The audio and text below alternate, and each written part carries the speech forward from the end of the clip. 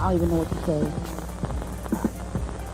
Uh, I just know that that was, you know what I'm saying, that was a spiritual, whether people know it or not. You are approved for. Oh, so your name on the list and you're not even gonna go? This is Jay-Z. I know it's Jay-Z and he'll be Jay-Z tomorrow. You need to get over yourself too. That's why you paying Kendu all that money. See, that's your problem. Karma.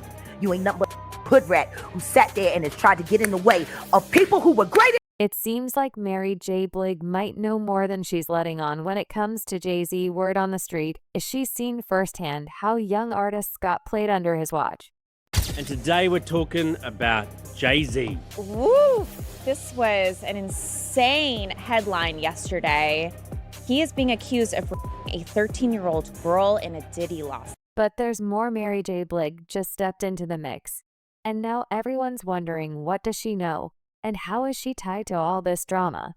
It was on hold. My career was on hold. Everything was on hold because I was living a life that was deceiving.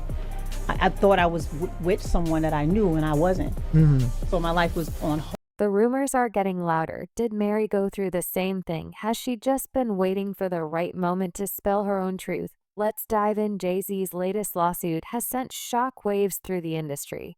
But it's not just the allegations turning heads. It's the names being linked to the drama. Word is Jay-Z and an unnamed woman were present during the wild events. And fans are buzzing with theories that the mystery woman might be none other than Mary J. Blige. While neither Mary nor Jay have been directly accused, resurfaced photos and timelines connecting them to the situation have the internet in full-blown detective mode. She claimed Diddy and an unnamed celebrity proceeded to her, while an unnamed female watched. Social media detectives are working overtime. Fans can't help but notice that Diddy, Jay-Z, and Mary J. Blige were practically joined at the hip in the late 90s and early 2000s, always spotted together at elite parties and events. And let's not forget, Mary and Diddy go way back. He actually played a major role in her career, overseeing her first 2 albums.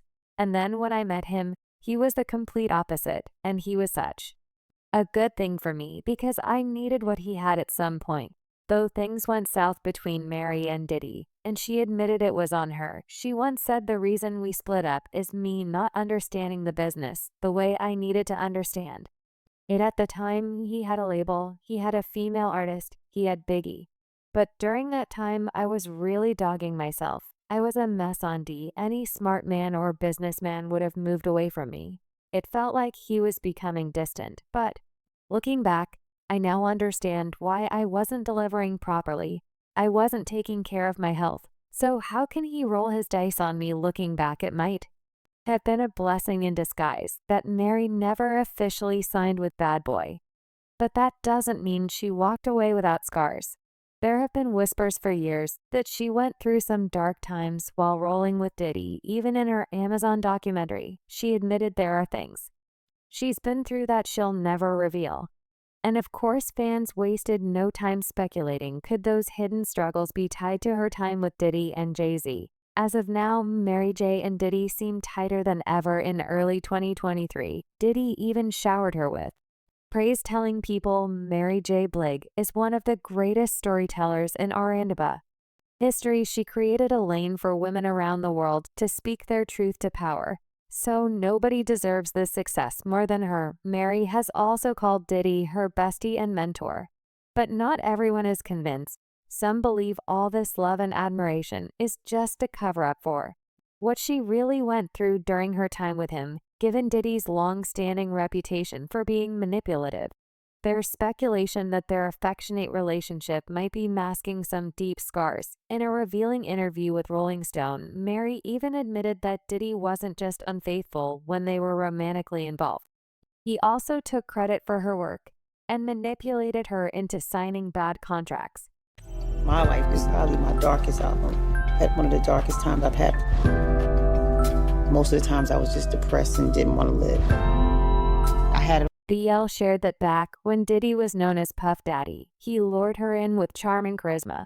When she was a young and naive artist, he made promises to elevate her into stardom and shield her from the industry's pitfalls. But instead, he exploited her for financial gain and engaged in infidelity with multiple women. I didn't know that so many people felt the same way. She made it okay for people to say it's all right to be Blige shared that her realization came when she discovered Diddy had fathered a child with another woman in 1998. Confronting him, she demanded to end both their personal and professional relationship.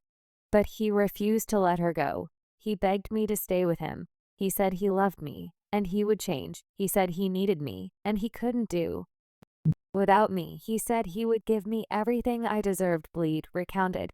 But it was all lies. He didn't want to lose me.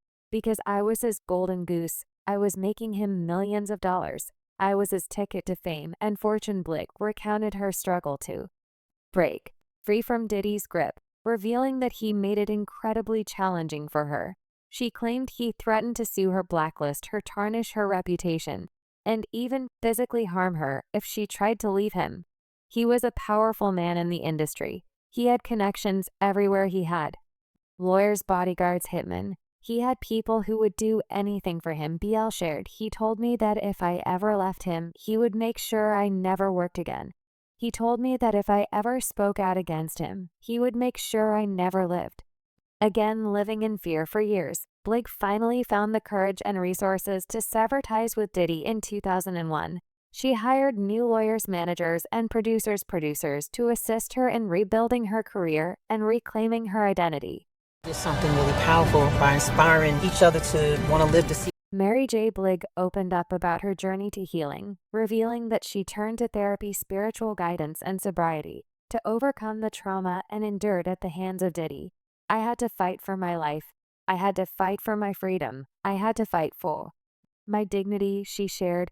I had to overcome the pain, the anger, the betrayal, the addiction, the depression. I had to find myself again. I had to find my voice again. Now she's speaking out, not just to share her truth, but to inspire other women facing similar struggles. She's making it clear she wants the world to see Diddy for who he really is: a fraud, a manipulator, and he's not the genius he claims to be. He's not the visionary he pretends to be. He's not the mogul he wants to be. Blige declared he's a parasite. He's a leech. He's a monster. Despite everything, she has no regrets about working with Diddy. She sees it as part of her journey, one that helped shape her as an artist and as a person. She's proud of the music they created together and the lasting impact it had on culture. She also expressed deep gratitude for her fans and the respect she's earned from her peers for staying true to herself at this stage in her life and career. She's fully content embracing her status as a legend, an icon, and a queen. As for Diddy, I don't hate him, I don't love him, I don't need him. She said, I forgive him. Word on the street is that Kim Porter was working on a tell-all book before her untimely passing.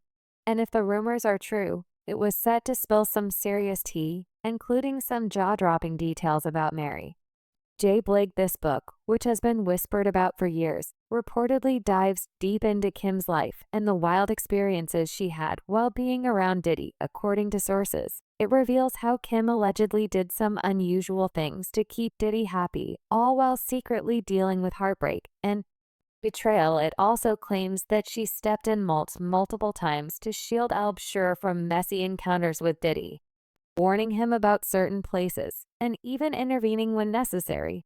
Then there's the part that takes things to another level: the East Coast versus West Coast beef. The book allegedly suggests that there were shady moves being made behind the scenes regarding Tupac and Biggie's deaths. The claim it wasn't just about rivalry, it was about controlling their music rights. Supposedly, Tupac and Biggie were planning to team up against Bad Boy and Death Row, but those plans were allegedly cut short in a tragic way. And if that wasn't enough, the book reportedly goes deep into the complicated relationship between Diddy and Mary J. Blige. One of the most shocking claims that Mary got pregnant by Diddy, but was pressured into terminating the pregnancy, allegedly with little say in the matter because Diddy made the final call. To this day, Kim Porter's case remains unsolved, leaving behind even more unanswered questions and speculation about what really happened, and whether this book, if it ever sees the light of day, could finally reveal the truth. So could this be mere Coincidence, or does it hint at a deeper, darker connection between the three? One theory that's gaining traction is that the industry's biggest stars may have been part of a tight-knit circle where boundaries were blurred and secrets were fiercely protected. Fans have noted how the lawsuit could bring long-buried truths to light, not just about Diddy, but about the culture of power and privilege that shielded these icons for years. Here's where it gets controversial. Some believe Mary J. Blige silence on the matter isn't just about self-preservation. It could be about loyalty, having worked with Diddy during her early career and maintaining a strong professional bond with Jay-Z. Mary may have insights into the dynamics that fueled this trio's meteoric rise. Fans are now questioning if Mary's long-standing allegiance to these two powerhouses means she knows more than she's letting on. Was she a silent witness to questionable behavior? Or was she simply caught in the crossfire of an era where loyalty trumped accountability?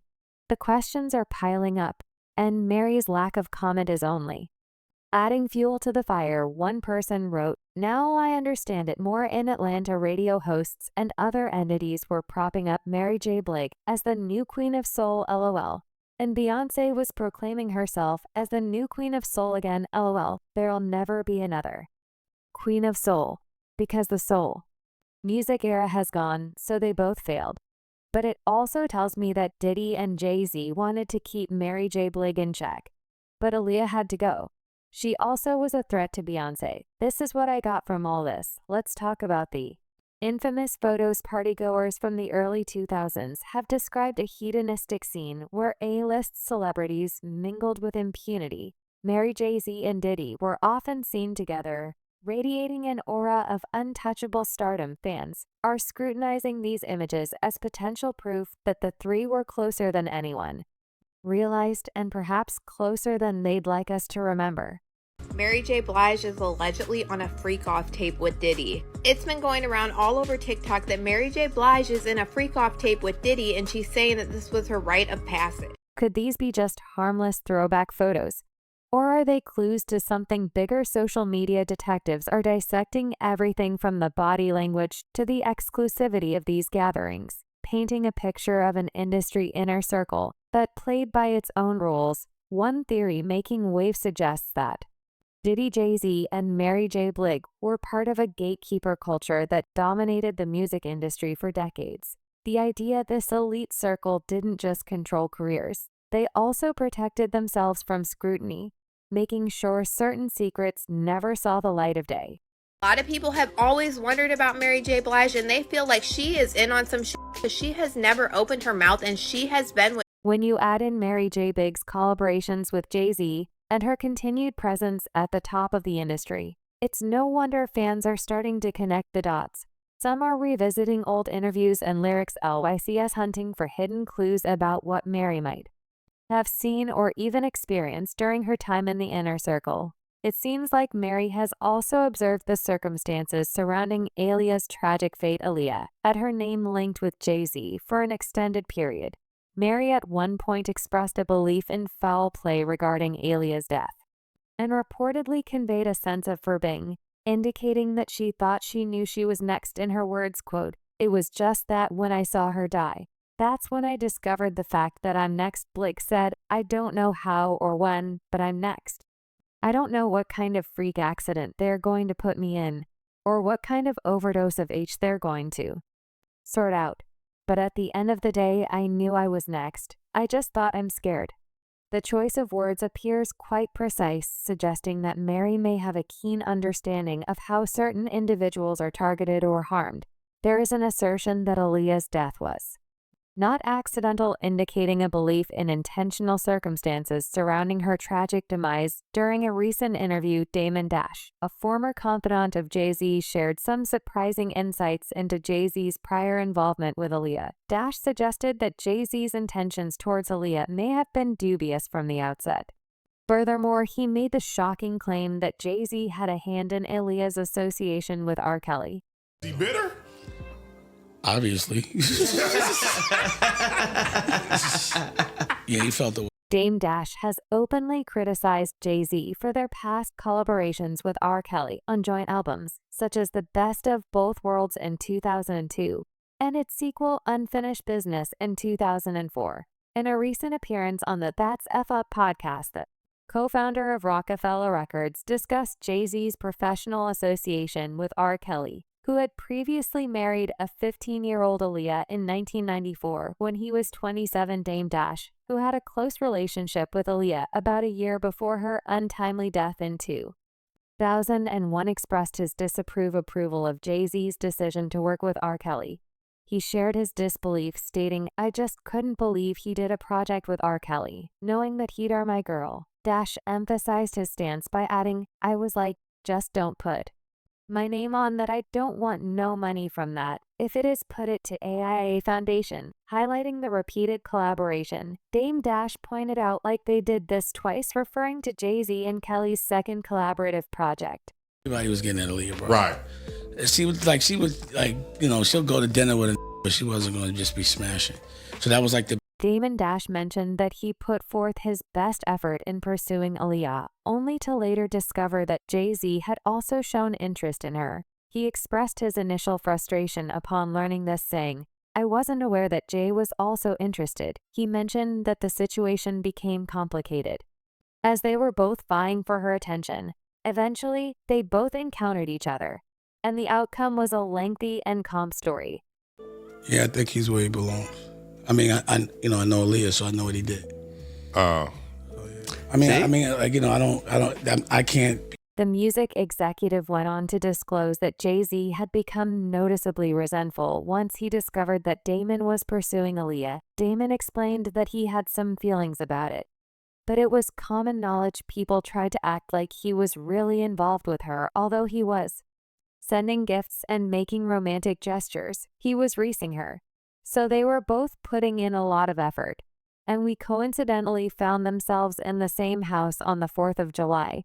So that's the thing that people would be like when Jay was doing videos with him, I was be in the video, but I'd be like, "Yo, what do you want me to do?" And she'd be like, "Don't start nothing, just don't be in." It was a situation where Aaliyah's attention might sway toward him one moment, and then toward me the next. Damon emphasized his consistency in his pursuit of the singer, saying, "But that particular week, I was on top of my game. Everything I said was witty. You know what I mean?" He recollected a specific incident, saying, "I remember coming downstairs, and Jay-Z had this sigh. His friends were teasing him and making jokes. However, it seems like Jay-Z won the game, and he has reportedly also dated Aaliyah. This also caught fans' attention." SL1 of them wrote when Aaliyah was interviewed back in 1997.